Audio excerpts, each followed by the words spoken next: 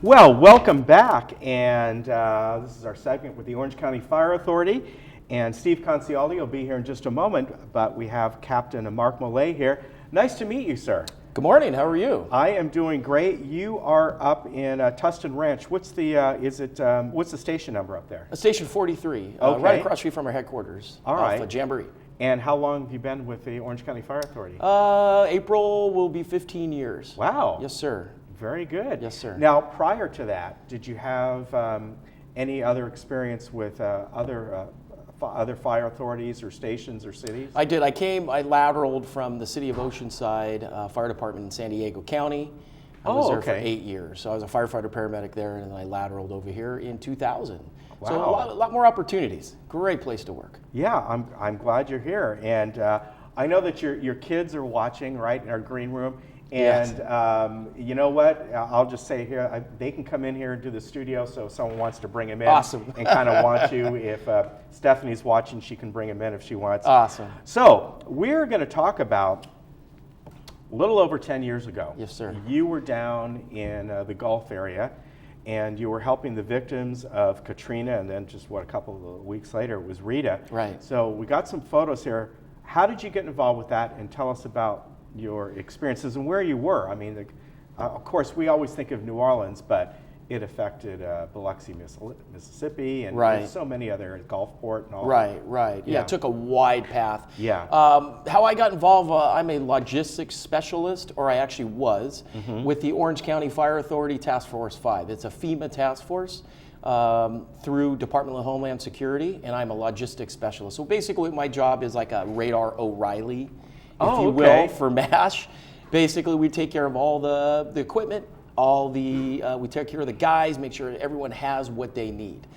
So we were deployed to Hurricane Katrina. You can see some pictures here. Yeah. And Now, were you in New Orleans or other areas? Well, we were assigned to Metairie, Louisiana, where, sure. where I know our exactly base where was. that is. That's where the New Orleans Saints football team practices. Yeah. So from know there, exactly we would where that branch is. out. They would send us to different parishes, and we would search these parishes. And as the crow flies, it'd probably be about maybe 20 minutes, maybe 5-mile drive. But because there were bridges and roads, it'd take you about 4 hours to get there. We'd even have to get on ferries to search these areas that were pretty remote. So we weren't really in New Orleans, we were outside in the parishes. Yeah, and I know exactly where it is because I've been down there a couple times. It's not that far away. In fact, it's like, I think it's longer to get to the airport. It might even be in between there, but you're right, it affected so many different areas. When did you get down there as far as, I think, from the day that Katrina hit, and of course for a few days there, when were you deployed over there? I believe Katrina hit August 31st, I want to say. So yeah. We got down there about 5 days later, and what happened was we arrived in Dallas, Texas. Okay. Matter of fact, we stayed in Dealey Plaza where JFK was shot. So we staged there because there was a lot of, it wasn't secure, the area. So we had to stay there for about 3 or 4 days, and we also got different type of supplies, and then we were deployed down to Metairie, Louisiana, where we branched out from there. But we bring a lot of equipment. We have 18-wheel rigs, forklifts, a lot of equipment to keep our task force, which is 82 personnel plus physicians, dogs. We have to keep everyone basically fed, clothed, and equipped to go, and because we can't rely on the resources down there. So in a sense, it is very similar. You're doing different things, of course, to, let's say, like a MASH unit that goes out in wartime. Right. Because they are totally self-contained. They have to not only worry about the people they are helping, right. They have to worry about themselves and the crew. Correct. It's based on those principles. Yeah. So we basically bring everything, our own power, our own sleeping, our own kitchens, restrooms, everything. Wow. And we rely solely on ourselves. But where we were, there were several task forces, so we were able to get some resources, but we basically will rely on ourselves. All right. And there's Mark right there. Yeah, there he is. Great photo of you. And, although I'm sure that it was heartbreaking, we had, I know Steve sent several photos, and I chose about 6 or 7 or so. But had to been rewarding as well. But at first, recently, it was quite interesting that you hear that on a show I was listening to. I think it was This American Life, which is a podcast show. But they were talking about 10 years later, Katrina, and getting stories. They went down there 10 years later, interviewed people. Right. And it's just amazing how fresh it was, right. still in their mind in certain areas. Right, definitely. These pictures were actually in the Orange County Register. We had 2 reporters embedded with our task force. And if I can explain what these pictures are, sure. They actually made the paper. There was a story about it. This family here, there was a family of a mom and the father, who the father was quite ill, so we really didn't talk to, and the son, or the daughter, her daughter, and the son-in-law. Mm-hmm. So we were actually driving through this parish, actually going home, and we saw them sitting on a balcony. So we stopped, and we asked them, we said, tell us your story, and what do you need? Mm-hmm. Do you want to leave? And they said no. But where they were at their neighbor's house. Their house got completely destroyed. Wow. And they told us the story of how the surge, the hurricane came through and how their house was destroyed, how they were clinging in a rowboat to a tree at 100-mile-an-hour winds. So we got their story, and really they didn't need much. So they asked us, we said, what do you need? And they said, the daughter said she wanted to take a bath. Wow. So we said, okay. And the mother wanted ice for her sodas. And the son-in-law actually wanted cigarettes. So, and we never talked to the father. Mm-hmm. So the next day we left and we came back with the 2 reporters and myself, and this is Dave Boyd, who's now retired, and we brought some of that stuff. We brought a 55-gallon drum of fresh water for the daughter to take a bath. We brought huge ice chest full of ice for the mom to have cold sodas, because they had nothing, no power, no water, no electricity, nothing. Amazing. And unfortunately, we brought some cigarettes, but that made them happy. Yeah, they didn't ask for money. They didn't want anything else except that. And you know what? Those are the little things that I remember from that. We that is amazing. How long were you down there? We were down there for 31 days. Wow. 31 days. But actually, we left. We got redeployed for Hurricane Katrina, as you mentioned. Okay. Absolutely incredible, and I cannot imagine what it was like down there. You know, I've seen all the pictures. Back then, I was following it on social media, how it was at least back then, and I'd gone there the year before, I think. Yeah, 2004. We were there, my wife and I, for Thanksgiving, and enjoying all the great food and all that. And then 1 year later, we're looking at it, going, wow. And they're still recovering. They really are. They're doing much better. But as we all know, there were major hotels down there. Right. I mean, hotels run by Hilton and things like that. That were left unattended for 5-6 years because they were like, we're not going to go back in right now. And yeah, did you ever go down there, or just as a tourist? Yeah, I've been there with my wife. Yeah.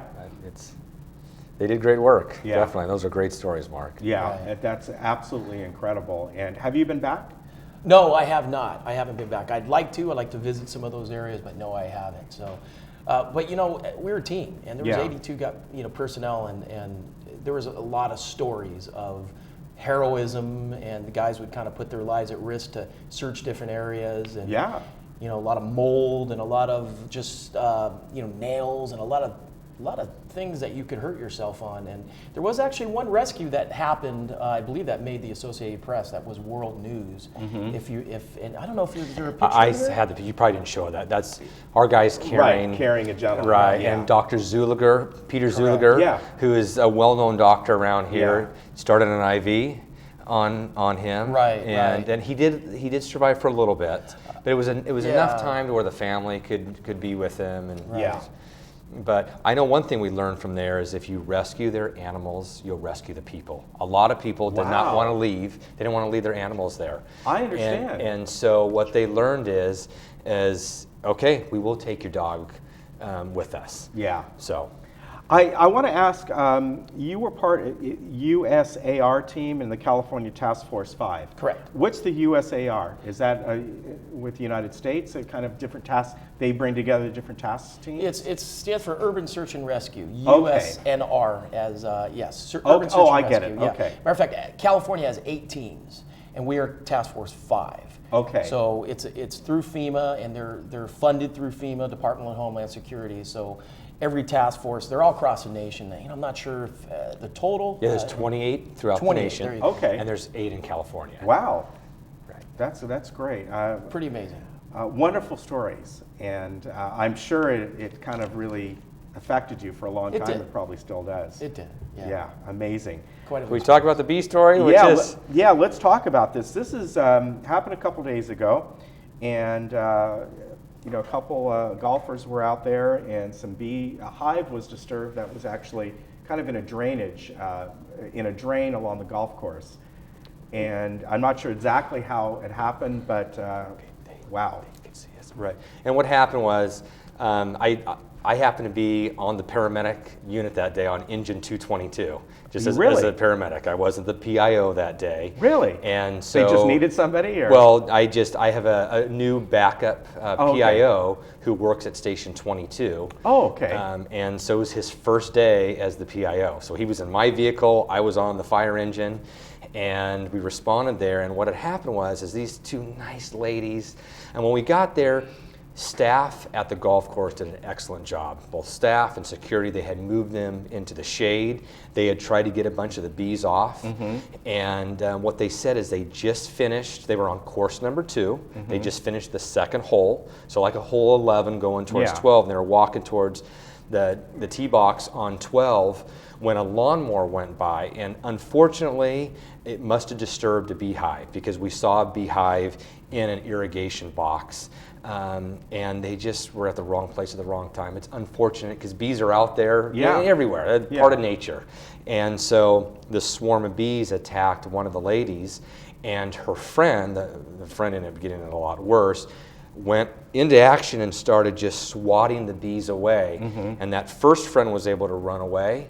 Well, she then became surrounded by these bees. And so on scene, we were able to pull out 50 stingers from her scalp and her head and her back and her arms.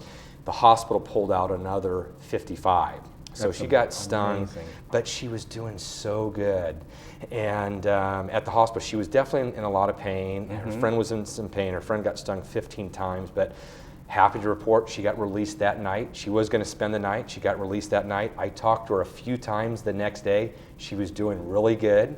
Wow. And she wanted to thank the firefighters. In fact, we were going to bring the firefighters over that next day. We had it all arranged, and then something changed. Yeah. But she wanted to thank everybody. She's happy. And fortunate thing, none of them were allergic to bees.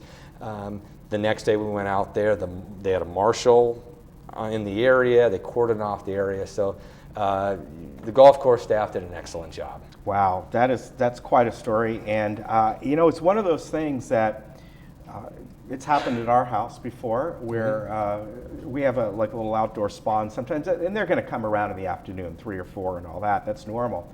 But I'll forget one day, my mother-in-law was visiting, and we're in the kitchen, like late afternoon, and all of a sudden there's a couple bees in the kitchen. I'm like, what happened? Is the screen door open? What happened?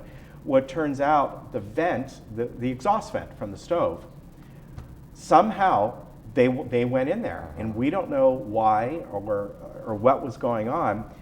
So we got outside, and there's not much you can do. What I did, and although this doesn't, I really didn't want to kill them because they're beneficial.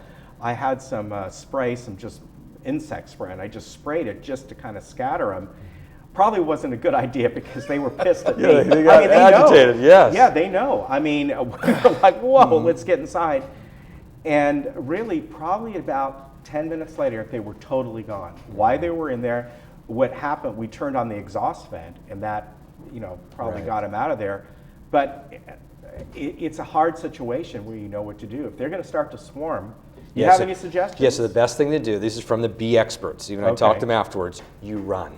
So basically, if you're all of a sudden in a swarm, you run away, because you could outrun. When you stay put, they all start gathering around you. The bees like to be together. Yeah. So her friend did the right thing, swatted off, but what they should have done is swat and ran and just kind of got out of the area. Yeah. Because a lot of golf courses have bees. There's bees. That's part of nature. We Right. need bees. Yes. They're crucial. And this does not happen that often. Yeah. We've had 3 in Orange County in a week, and they were all unfortunate. We had a car go off the 261 roll, just happened to hit a light pole that had a swarm of bees on it. Oh, So, wow. and that happened the week before. So he was trapped in his vehicle. The vehicle was overturned.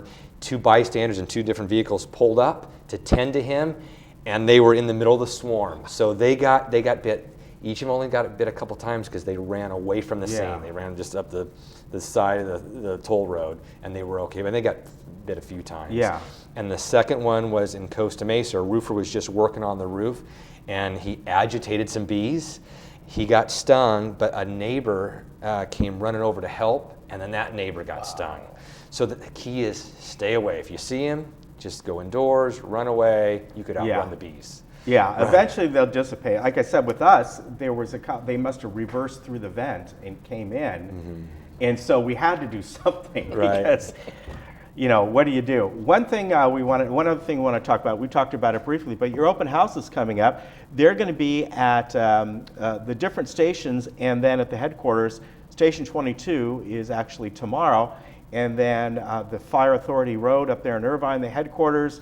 We went to this last year, a lot of fun. That'll be the 24th. Right, so 3 fire stations in this area. So Station 22, and then Station 57 in Aliso Viejo, and Station 19 in Lake Forest, just up El Toro Road. So out of our 72 fire stations, 31 of our fire stations throughout Orange County are having open houses from 9 to 2 this Saturday. So bring the grandkids, bring the kids. It'll be a great day. It's a lot of fun, and if you can make it up there, this is really fun. A lot of activities. So yeah, so that's all. That's 10 to 3 on the 24th, and we just set up the headquarters. We offer free food, hot dogs, and we have demonstrations, live burns.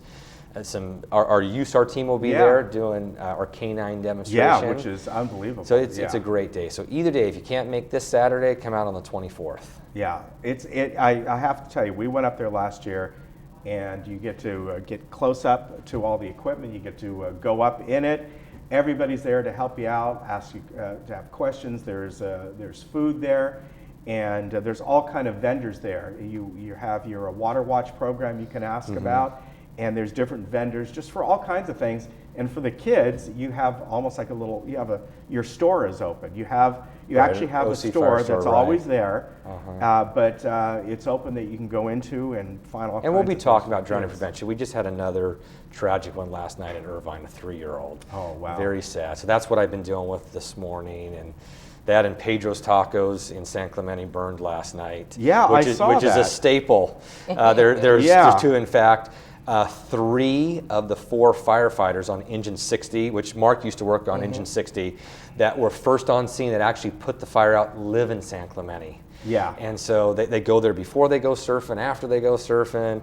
One of the firefighters brought his son there just the other day. I mean, it's part of the community. Yeah. Is it gone or? Well, it's suffered some definite extensive damage inside, but the firefighters did a great job. Contained it to the kitchen area, but there's smoke damage throughout. Wow, that's too bad. But hopefully they can rebuild. By the way, if you go on Twitter, OCFA_PIO, just do at OCFA_PIO. You can get all the information there, and you can follow along. If you think there's an event going on, maybe you see something going on, you want to find out about it or something, you can go on here and get all the information there at their website as well, ocfa.org. Kids, come on over for a minute. This is Mark's kids, and why don't you stand in between there and introduce your kids here. Awesome. This is Leah. Hi, Leah. She just had a birthday. She's 11. Nice to meet you. And this is Patrick. Patrick is 8 years old in 3rd grade. Leah's in 6th grade. She's my junior higher. Wow. I have another son, but he's junior high already? Wow. That's hard. That's hard for you, right? It's getting there. Yeah. And you have one more son? One more son, Daniel, who's in the green room. He didn't want to come in. He is 12, so he's a 7th grader. Yeah. So wow. Great. Thank you for having him on. Yeah, it's great. It's really great that you were to come by and see your dad. Yeah, you can stand right there. Right here. And are you going to the open houses up there? We're going to try to make it. Oh yeah. Yes. It's All fun for them. Total fun for them, isn't it? Remember? It's really fun for kids. Yeah. Well, like I said, last year we went and. last year with my daughter, who is going to be 9 in just a few weeks. But we had a great time, and you guys do a lot up there. The demonstrations, the canine, you have the kids can get out hoses and put out like a fake fire. You have like a little building standing they up. Squirt water. And I think the kids just love going around all the equipment that you can go in there and where the equipment is serviced and actually walk under one of the trucks and look up. And you know what? Those are even clean underneath. Right. It is probably the best program that we do annually is our department open house. We have thousands of people, anywhere between 3,000 and 5,000 people show up on that Saturday to come and go through our maintenance facility, our drill grounds. Those pictures are from last year where we had a live burn there, and we saw the firefighters. We talk about smoke alarms, the importance of smoke alarms, and how they quickly alert. Right. There's just so much information, and it's really fun. It's a great facility up there, and you can have a lot of fun, and people just show up, right? You don't need to make a reservation. You can come anytime. Okay, and they direct you where to park because there's very limited parking there. Right. So most of the people park at the Salvation Army parking lot, and then there's shuttles. Yeah. We provide shuttles, and this is free of charge. I mean, it's a great event that we put on. It's a lot of fun. Yes. Hey, it was great to have you on. Always good to have you, Steve. Mark, great to meet you. Thank you. I appreciate and it. Thank you. Kids, great to meet you as well. How'd you get the day off from school? What happened here? It's parent-teacher conferences. Okay, yes. Very good. Yes, parent-teaching conferences. All right. And but it's good that you could come on. And great stories. Hope to see you again sometime. Thanks for having me. And Steve, we'll see you. When's our next one? Next, it's coming up. Right, we have it right. Yeah, we did kind of an extra one this time around for anniversary of the hurricanes down there. So good to have you all on. And folks, remember we are not here on Columbus Day. However, we're going to bring you those 3 movies 3 times. Bessie, it's of course our Monday movie. Then we're going to replay Love and Mercy. So watch that. That one's at noon. And everyone have a good weekend. Hot, hot, hot. That's all I can tell you. That's the way it is, right? Okay. All right, take care, and I'll see you Tuesday. All right, bye-bye. Very good.